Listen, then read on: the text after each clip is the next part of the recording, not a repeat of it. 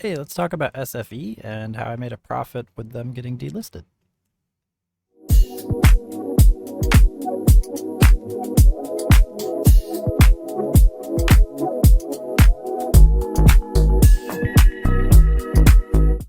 Hey guys, it's Spooky's Revenge. We're back with another 5-year, $500 Rags to Riches series episode, and I just wanted to excuse all this. It's like 10 degrees right now, so I'm cold. And actually, this is my market maker outfit. This is what they look like. They're just like beating you up and taking your dividend money. So let me get my face out of the way because you don't need to see all that. So let's talk about SFE because this is one that we were a little bit cunning on it, but a lot of people seem to be a little bit confused. So I want to just walk through it all to show exactly what I look at when I'm looking for stuff like this. So those in the Discord obviously saw SFE as a special dividend play in the dividend light channel in the bottom of the premium section. If you're not in the Discord, that's okay. This is not a product pitch, but those members got access to it first. So basically the idea for this one, if I just click on my little notes here, you can see that there was a special dividend of 35 cents, and it was paid out on December 28th on or around, with an ex-div date of the 29th and a record date of 12/19. So this is a little bit out of order here, and that's just because it's a special dividend. Obviously, I held all the way through, so it doesn't really affect me. But the price at the time of when I bought it was $1.03. So I bought it at $1.03 per share. I bought 18 shares. That was a total of $18.54, I think. And the cool part is that not only did I just pay $18.54, but I got the 35-cent per share dividend payout, which is $6.30. But on top of that, they delisted. And part of the delist process is that there's a mandatory payout. So anyone that's got less than 100 shares in certain circumstances is entitled to a cash in lieu payment of whatever the agreed upon price is based on the shareholder meeting. So before we get too far ahead of ourselves here, let's just kind of walk through piece at a time. At the root level, I just wanted to trade the dividend setup, right? I just buy, hold through the ex-div, collect the dividend payout, then I can offload the shares, right? So all I'm doing differently in this case is offloading them in a certain way. And if I go ahead and look up if I pull up the SEC Edgar database here, and I type in the ticker, Safeguard Scientifics, SFE, you can look at the most recent 8Ks, and I'll just open them both up here. This one here, it just kind of talked about the shareholder meeting, and this is kind of where stuff like this happens. So when you're doing your due diligence on a stock, it's always a good idea to look through the recent 8Ks just for relevant dates. So in this case, if I just hit Control F, right, and I just search for 2024, you can see that it highlights quite a few of these, right? So in the case of SFE specifically, maybe you want to read through it all, maybe you don't. I don't personally care about this 8K because it's nothing cool. But what we can do is we can look for press releases because they're pretty eventful in a lot of cases. So if we click on that press release, we can see right here, December 18th, they posted that they were going to be doing a what's known as a going dark transaction, and that's just where they do two splits back to back, one forward, one reverse. The first one is it was put to shareholder vote, by the way. So they wanted to decide between a range of 1 to 50 or 1 to 100 for the splits, and the differentiation there was basically where the cutoff point was for shareholders. So if it was 1 for 50 and then a 50 for 1, what that's going to do is it's going to take anyone who has less than 50 shares and it's going to shake them out, which would result in fractional shares if they didn't do it. So basically that's how we get paid. So because we're going to be shaken out, which means they have to keep our position at value, which means they have to pay us. So it kind of all ties together. So they opted for 1 for 100 and then 100 for 1. So the forward split obviously being the 100 for 1, the reverse split being 1 for 100. So basically all it does is, like I said, it just shakes out anyone who doesn't have 100 shares or more. And I had 18 shares, which means I fall under the cash in lieu category.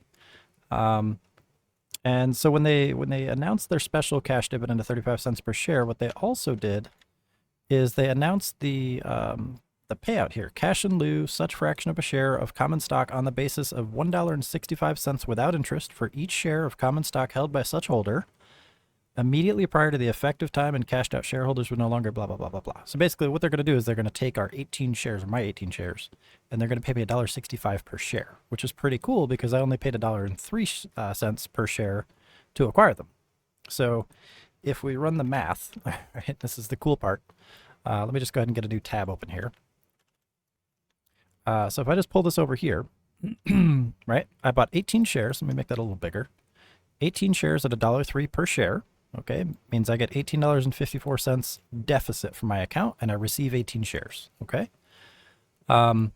What it shows in my broker was that there is a realized loss of $18.54, which is just the cash value of that position. And it was just some work around while they do the inner mechanics of how this cash in lieu payment works. So aside from that, I've received my $6.30 dividend payout. I keep that no matter what, so I don't have to worry about that factoring in, but it is part of the profit. Which resulted in overall for that day yesterday, it showed that I was having a $12.24 result. So if you saw that screenshot, that's where that number comes from. But it gets a little bit cooler than that. So if we just work through the numbers, right? So I paid $18.54, got 18 shares at $1.03 per share. And then what I've done is I've received $6.30 per share. And then I've received an additional 62 cents, per share times 18 shares, which is, let's just calculate that really quick. Because remember, it's $1.03 up to $1.65, which is 62-cent profit, which is at $11.16 profit. So I lose the shares. I get $11.16 in cash. At $11.16 on top of the $18.54. So 165 times 18 is $29.70. So that's what I'm really getting paid for all my shares. Plus $6.30. Whoops. Let's just focus on the profits. I don't really want to get into all that stuff. So just profit, right? I got my I paid $18.54, got $6.30 in cash payout from the dividend, and then I received an additional $11.16 as a price adjustment for the shares. So if I add $11.16, $6.30, that's a total of $17.46. I'm a little bit short-term memory capped.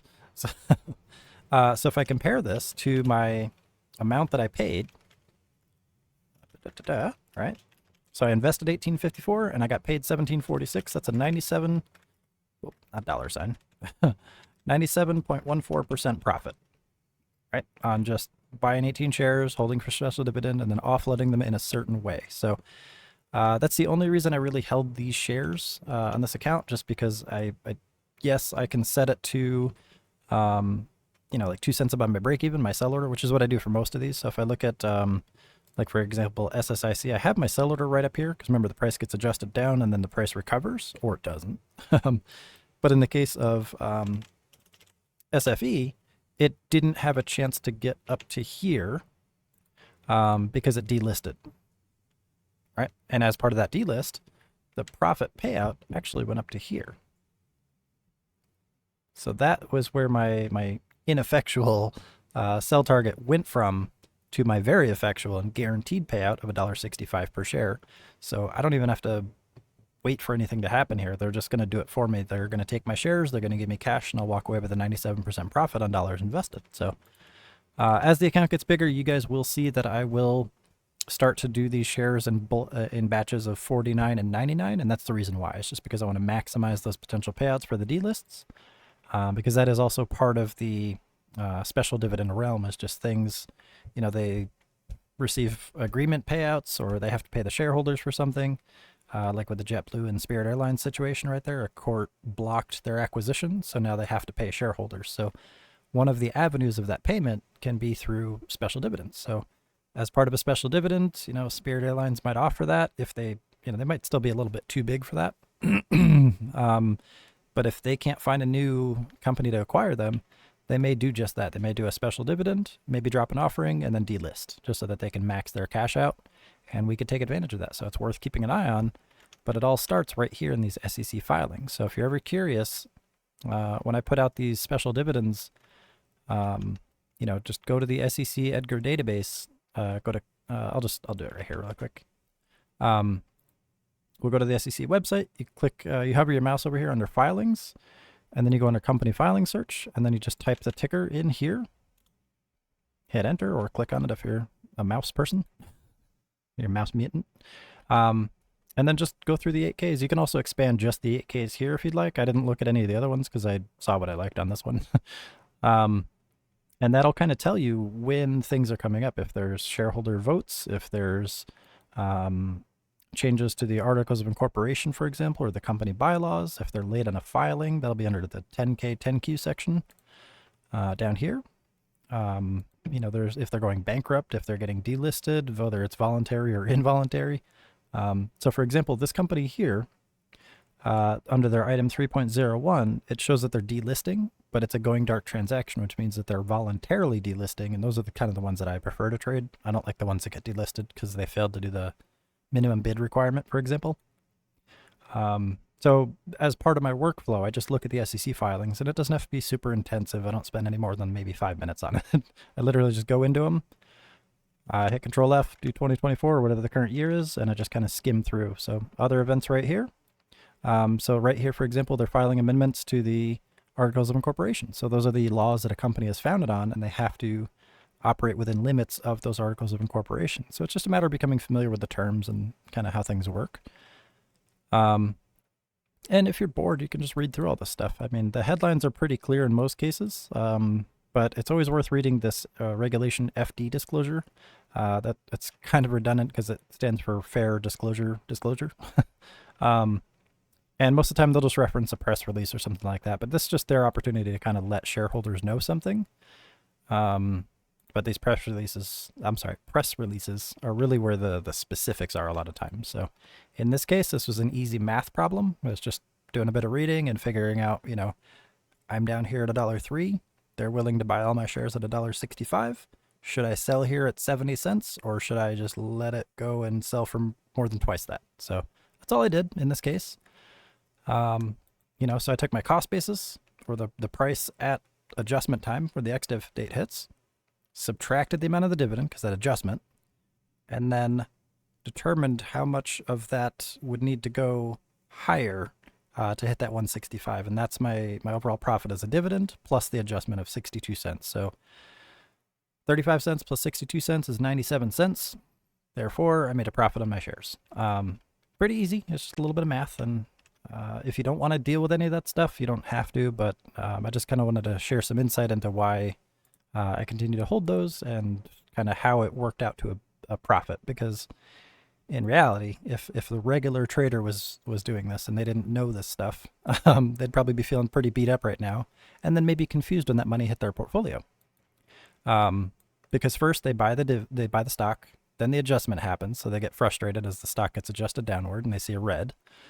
Then they sell, right, for a break even, because they're selling at the adjusted price for a share loss, and then they're getting that cash payout to balance it out.